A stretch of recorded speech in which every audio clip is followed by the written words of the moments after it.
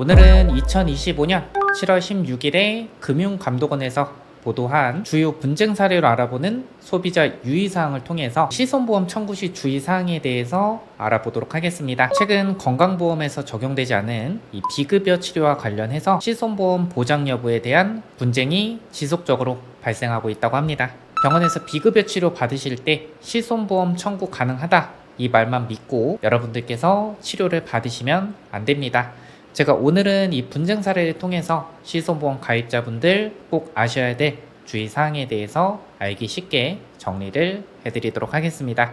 오늘은 이 4가지 주요 내용에 대해서 알아보도록 할 텐데, 첫 번째는 신경성형술의 경우 입원 의료비가 아닌 통원 의료비 내에서만 보장받을 수 있음에 유의 바랍니다. 비단 신경성형술뿐만 아니라 다른 비급여 치료 시에도 이런 기준이 적용될 수 있으니까요. 여러분들께서 꼭 주의를 하셔야 되고요. 두 번째, 비만 치료를 위한 의료행위.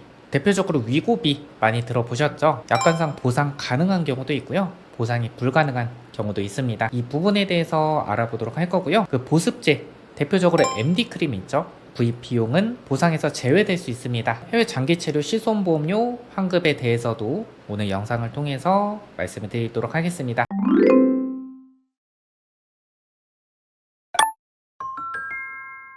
먼저 첫 번째, 신경성형술 입원 의료비가 아닌 통원 의료비만 보장받을 수 있음에 유의 바랍니다. 이 내용에 대해서 자세하게 살펴보도록 할 텐데요. 분쟁 사례입니다. 실손보험 가입자 A씨는 신경성형술, 척추에 약물을 투입해서 재반 통증을 완화시키는 치료 방법이라고 하죠. 이러한 신경성형술을 받고 입원으로 치료를 받았기에 입원 의료비를 청구를 했다고 합니다. 그런데 보험회사는 A씨가 신경성형술을 받은 이후 합병증이나 경과 관찰 필요성 등이 나타나지 않음에 따라서 해당 시술에 따른 입원 필요성이 없었다고 보고 통원 의료비 한도로만 보험금을 지급했다고 합니다. 이게 왜 문제가 되냐면요, 입원 필요성이 인정돼서 입원 의료비 한도 내에서 보장된다고 하면요, 통상 실손보험에서 5천만 원 한도 내에서 보장을 받을 수가 있지만요, 입원 필요성이 인정이 되지 않아서 통원 의료비에서 보장된다고 하면 통상 10만 원에서 30만 원 한도 내에서 보장을 받을 수가 있습니다. 예를 들어서 신경성형술 비용이 200만 원이고 본인이 실제로 부담한 의료비의 70%에서 100% 보장한다고 가정했을 때 입원으로 인정되면 150만 원, 통원으로 인정되면 약 30만 원,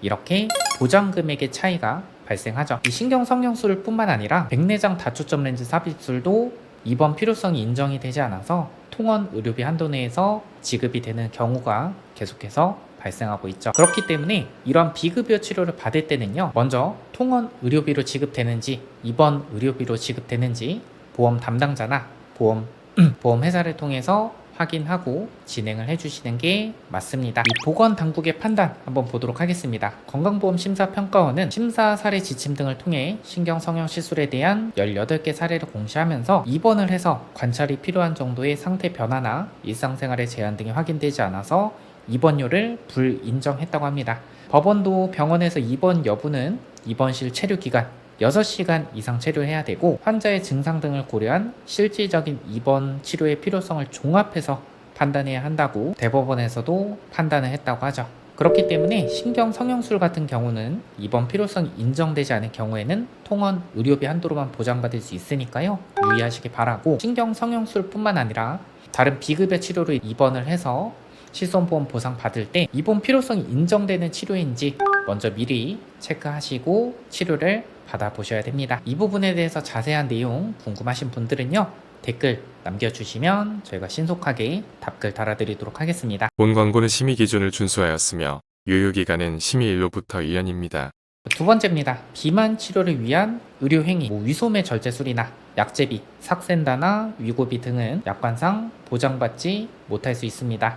이 내용에 대해서 자세하게 한번 살펴보도록 할 텐데요. 실손보험 가입자 B씨는 병원에서 비만 그리고 고지혈증 진단을 받고 위소매 절제술을 받고요, 실손보험금을 청구했다고 합니다. 근데 보험사는 비만은 약관상 보상하는 손해가 아니라는 이유로 해당 시술 비용 관련 보험금을 부지급했다고 합니다. 실제로 실손보험의 약관을 살펴보면요, 비만 치료에 대한 비급여 치료는 보장을 하지 않습니다. 그렇기 때문에 내 진단명이 비만이라고 한다면 실손보험에서 보상을 받지 못할 수 있으니까요. 이 부분 참고해 주시기 바랍니다. 다음 사례입니다. 실손보험 가입자 C씨는 병원에서 고혈당증 진단하에 삭센다르 처방을 받고 보험사에 실손보험금을 청구했다고 합니다. 보험사는 관련 약제 비용이 전액 비급여 청구되는 등 일상생활에 지장이 없는 경우에 사용하는 것으로 보아서 보상 대상이 아니라고 안내를 했다고 합니다. 보건복지부는 비만에 대한 진료는 비급여 대상이나 비만과 관련된 고혈압, 당뇨병 등 합병증에 대한 진료, 비만 수술 및 이와 관련된 진료는 요양급여 대상이라고 규정을 했다고 합니다. 정리를 해드리도록 하겠습니다. 실손보험에서 비만 관련 의료비는 보상하지 않는 것이 일반적이므로 비만 관련 의료비는 보상하지 않는 것이 일반적입니다. 하지만 비만이 아닌 당뇨 등의 치료 목적으로 위소매 절제술이나 관련 약제, 위고비나 삭센다 등 이러한 관련 약제 치료를 받으면 건강보험 급여 항목으로 적용이 되며 본인이 부담한 금액에 대해서는 실손보험에서 보상을 받을 수가 있습니다. 다음 세 번째입니다. 보습제 구입 비용은 의료행위 여부에 따라서 실손보험 보상에서 제외될 수 있습니다. 이게 어떤 부분인지 한번 살펴보도록 할 텐데요. D씨는 피부 건조증 치료를 위해서 의사 처방을 받아서 보습제, MD크림을 여러 개 구입하고 실손보험금을 청구했으나 보험사는 통원 회차당 1개 보습제만 제외하고요. 의사가 주체된 의료행위라고 볼 수 없다는 이유로 보험금 지급을 거절을 했다고 합니다. 대법원은 약관상 외래제 비용은 치료에 필요한 모든 비용이 아니라 의사가 주체되는 의료행위로부터 발생한 비용을 의미한다고 보아서 의사가 아닌 제3자 주체인 보습제 구입 비용은 보험금 지급 대상이 아니라는 취지로 판단을 했다고 합니다. 병원에서 구입한 보습제는 의료기기로 분류됨에 따라서 개인 간 거래 시에는 의료기기법 위반에 해당할 수 있다고 합니다. MD크림을 여러 개를 보유하고 당근마켓이나 중고나라로 거래하면요, 의료기기법에 따라서 처벌을 받을 수가 있다는 거죠. 그래서 이 보습제 구입 비용은요, 의사가 주체가 되는 의료행위 여부에 따라서 실손보험에서 보상되지 않을 수 있습니다. 그래서 보습제, 제로이드나 아토베리어, MD크림은요, 통원 1회당 1개만 보장받을 수 있습니다.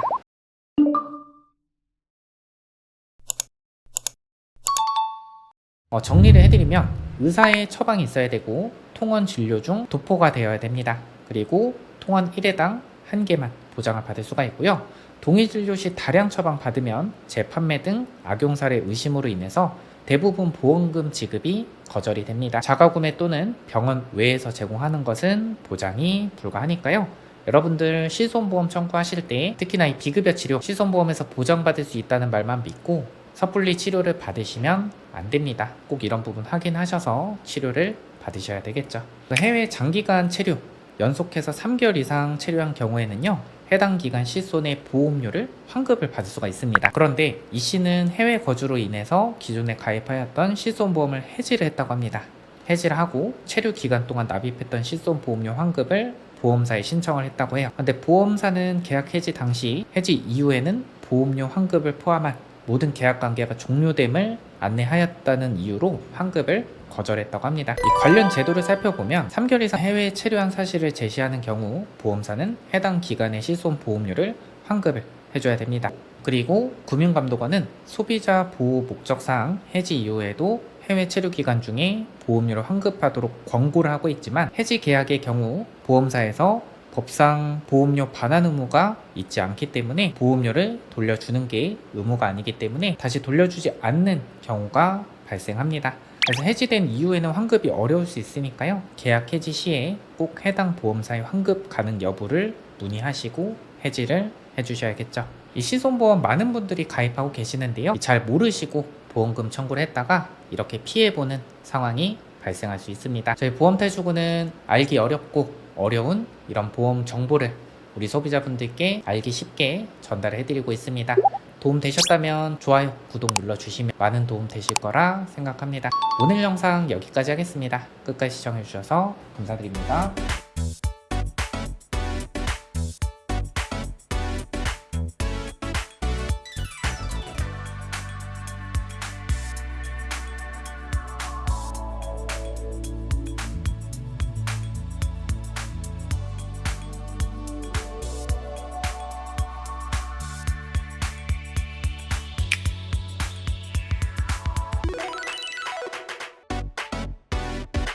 본 광고는 심의 기준을 준수하였으며 유효기간은 심의일로부터 1년입니다.